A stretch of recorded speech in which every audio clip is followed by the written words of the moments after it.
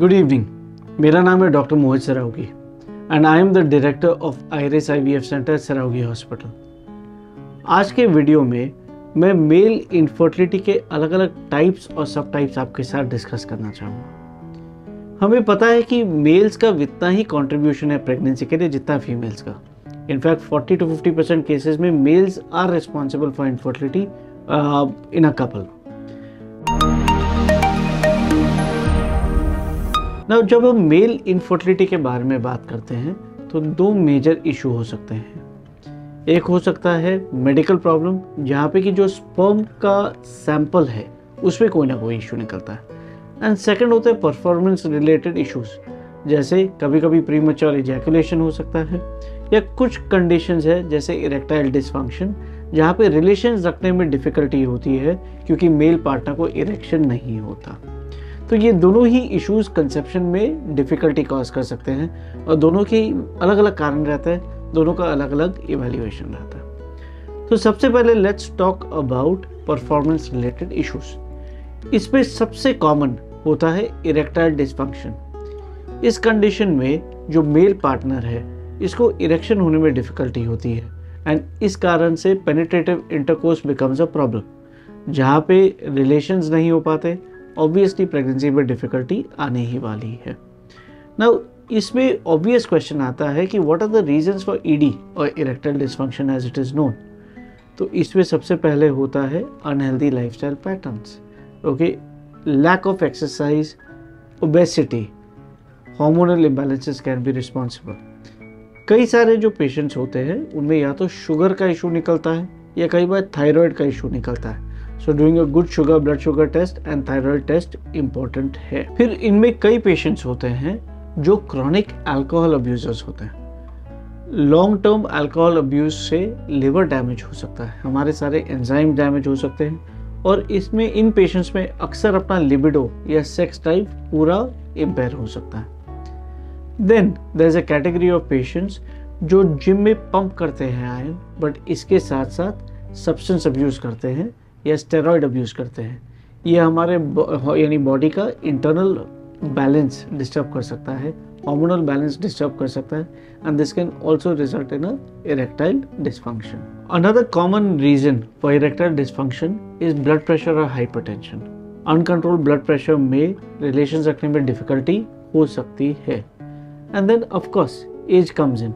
जैसे उम्र बढ़ते जाती है अपने बॉडी में टेस्टोस्टेरोन प्रोडक्शन कम होते जाता है, एंड जैसे ही एज रिलेटेड डिक्लाइन होता है टेस्टोस्टेरोन का, अपना सेक्स ड्राइव भी कम हो सकता है, and this can also be responsible for erectile dysfunction.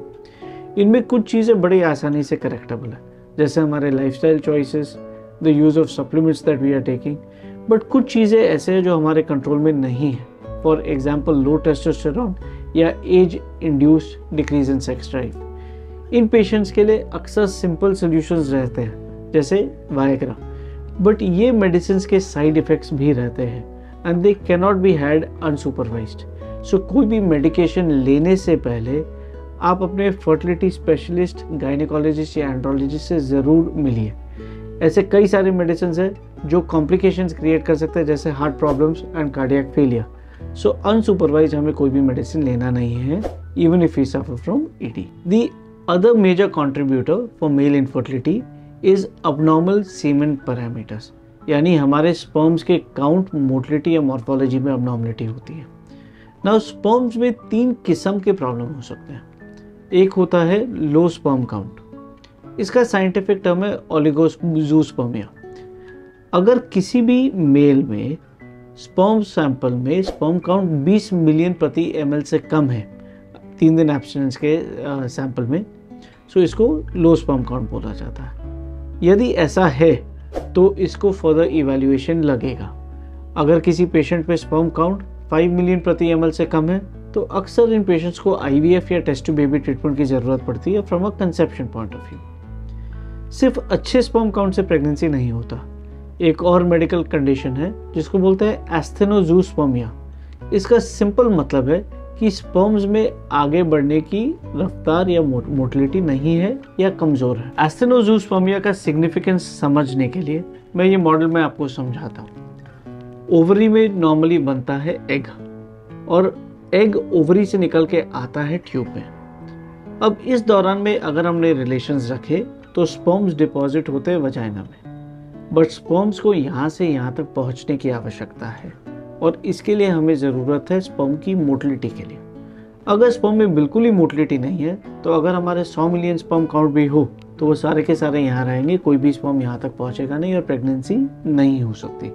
तो अच्छे स्पर्म काउंट के साथ साथ अच्छे स्पर्म की मोटिलिटी भी ज़रूरी है। कई पेशेंट्स हैं जिनमें स्पर्म काउंट अच्छा है बट मोटिलिटी वीक है और इनमें भी हमें अक्सर IVF या टेस्ट ट्यूब बेबी की ही आवश्यकता पड़ती है क्योंकि स्पर्म में आगे बढ़ने की क्षमता नहीं होती है।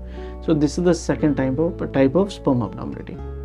एंड लास्ट टाइप का जो स्पर्म अबनॉर्मलिटी है इसको बोलते हैं टेराटोजूस्पर्मिया। टेराटोजूस्पर्मिया का मतलब होता है कि जो स्पर्म की मॉर्फोलॉजी है ये नॉर्मल नहीं है। जैसे हमारे में अलग अलग बॉडी पार्ट्स होते हैं, स्पर्म के भी 4 पार्ट्स होते हैं। There is a head, a neck, a body and a tail. अगर ये चारों में से किसी भी पार्ट अबनॉर्मल है तो ये स्पर्म अबनॉर्मल गिना जाता है एंड इसको अबनॉर्मल स्पर्म्स में गिनेंगे। स्पर्म्स में कम से कम 4% स्पर्म्स नॉर्मल होने चाहिए, ये बेसिक मिनिमम रिक्वायरमेंट है। अगर 4 to 14% नॉर्मल है इसको एवरेज बोलते हैं। अगर 14% से ज़्यादा स्पर्म्स नॉर्मल है तो इसको अच्छा स्पर्म का मॉर्फोलॉजी माना जाता है।